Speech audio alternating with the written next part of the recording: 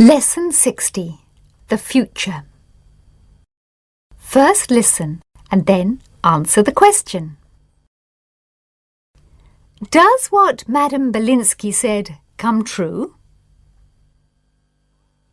At a village fair, I decided to visit a fortune teller called Madam Bellinsky.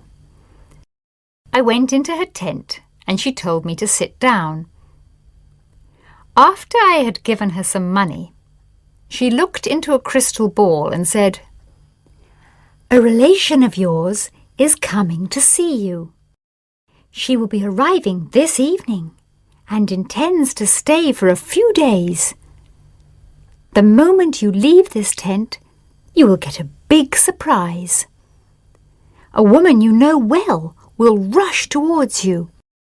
She will speak to you, and then she will lead you away from this place. That is all."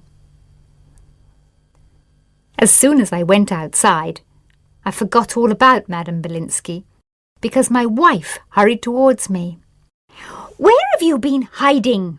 she asked impatiently. "Your sister will be here in less than an hour, and we must be at the station to meet her. We are late already." As she walked away, I followed her out of the fair.